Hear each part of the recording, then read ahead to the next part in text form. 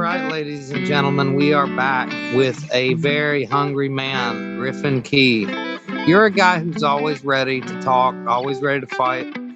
You're just in it all in, like ready to go. So how you feeling? We got you coming up May 13th against Caleb Crabtree. I know you've been working hard for this one. Yeah, absolutely. Just been putting in the work, man. So talk us through this training camp. Just, a lot of preparing, a lot of drilling, and making sure I come out more prepared than last time. And it's been a while since we've seen you last. What have you been up to? Just wishing I could have that night back, but, it is what it is. Got to keep going forward. So, that's the first loss you've really taken. Talk us through what that's like and dealing with it and overcoming it. You just know the mistakes you made, and, you can't dwell on them. You just got to be better prepared moving forward. And so what have you done now? What kind of changes have you made? Or have you just kept hammering, kept growing? Just getting experience, you know what I mean? Like, you're going to run into stuff like that. Last time I felt like I was a little bit over-emotional in my last fight. I could have fought better. I know I could have fought better, and I'm looking to redeem myself. So have you been studying your opponent any? You know much about him, or are you just mainly focused on you, just putting in the work? I'm not gonna go too into detail, but I feel like I've studied him a good bit, and I feel like I'll come out with an appropriate game plan for him. So don't want to give anything away. Nothing you see that you think you're going to capitalize on that you want to talk about.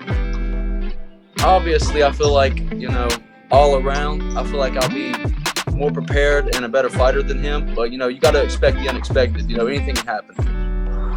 All right, so here's what we're going to talk about next. It's your Facebook profile picture.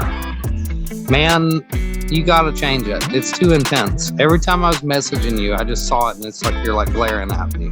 Jesus Christ. This guy's got to drop the intensity levels, dude. You're getting scary. Hey, man, that's the goal. Got to come in with a mental advantage always. So I know you've been training in the past with Butch Howes and those guys down in Charleston. Who you been training with lately? Me and Chris McKinney got together for a good bit, and I got to get better on the ground, I feel like, because, it's an area that I needed to improve at because I'm a natural striker. So, been getting good work with him. Same guys as usual, Mike, Devin, all the guys. So just been trying to get dialed in. I feel good. And I think we got some big fight news coming up maybe soon with Devin Stanley as well. So it's good to hear you guys are still putting in the work. Oh, yeah. And Devin's a monster, man. He's going to destroy whoever he goes in there against next. What's it like training with a guy like Devin Stanley with that traditional karate style? Like, I'm sure it's tough to deal with at first. Oh, yeah. Devin's real good everywhere. So, I'm not too worried about whoever he steps in there against next because, honestly, I feel like he's way above everybody in the striking category, especially at the amateur level. So, yeah, the easy work. And, I think I've talked to Devin about this same thing. What's it like having such a solid training partner all the time to put in work with? It just helps you push more. You know what I'm saying? We gotta compete always. So whenever you got two hungry guys in the same room, you're going to get stuff done. So it's always beneficial. Have you got any good training room stories between you and Devin?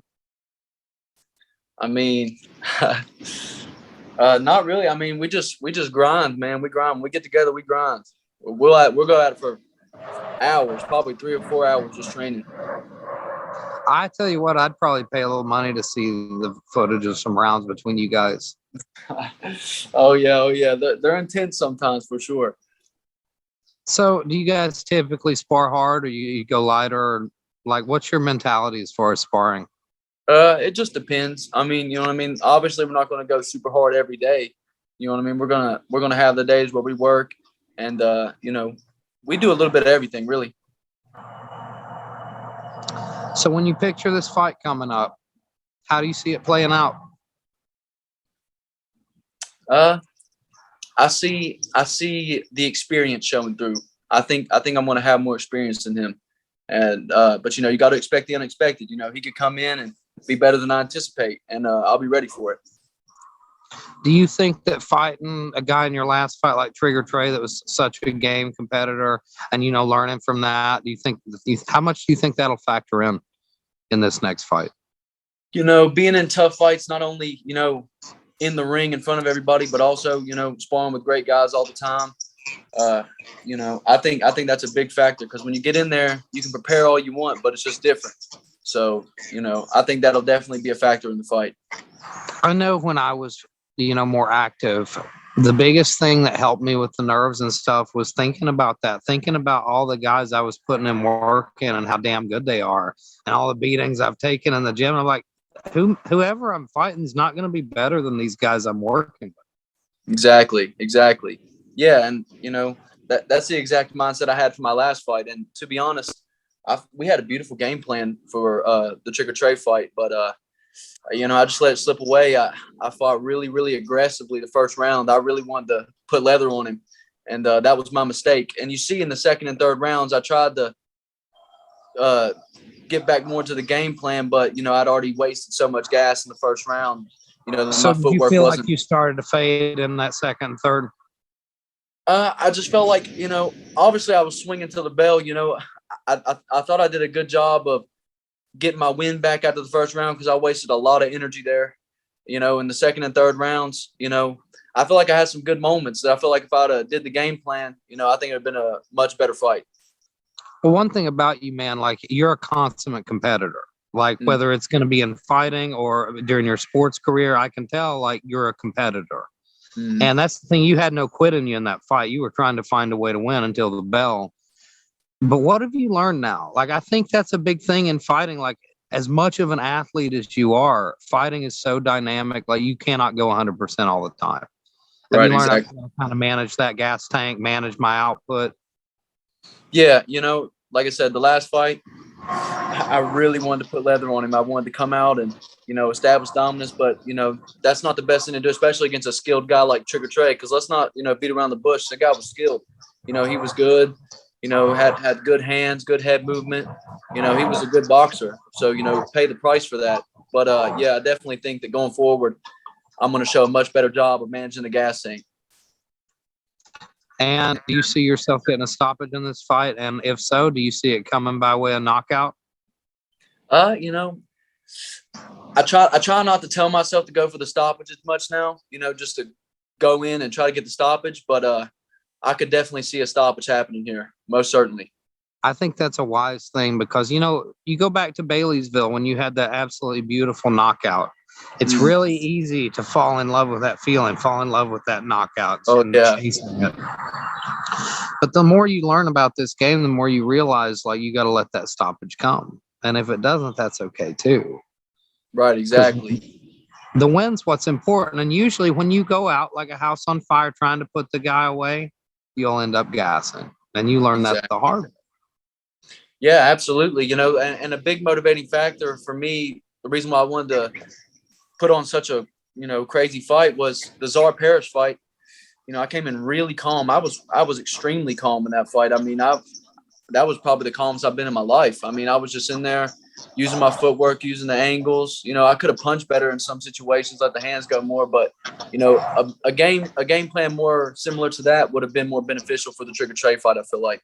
So, I'm gonna use a similar style in my upcoming fights.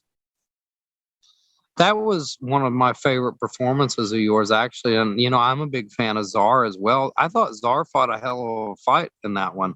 You just were a little too quick, a little too dangerous, and a little too powerful in that one. He was a little bit too defensive.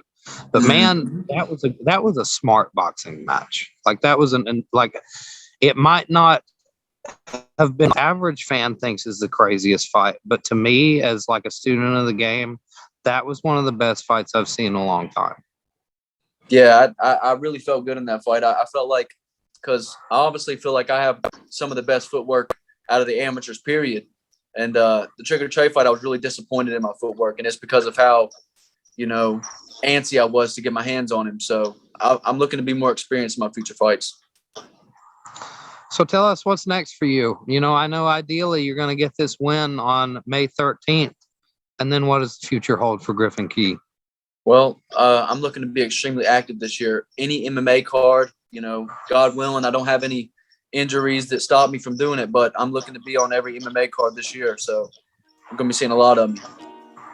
Well, ladies and gentlemen, you better get used to it because you're going to be seeing a ton of Griffin Key. Yes, sir. Yes, sir. And first of all, May 13th in Bridgeport. Yep, it starts there. I'm excited about this one. This definitely has fight of the night potential, and I'm excited to see you back in there, my friend. Absolutely. I appreciate it. You got any last words for the people before we go? Tune in. I'm going to put on a great performance, and respect to my opponent. I hope he brings it.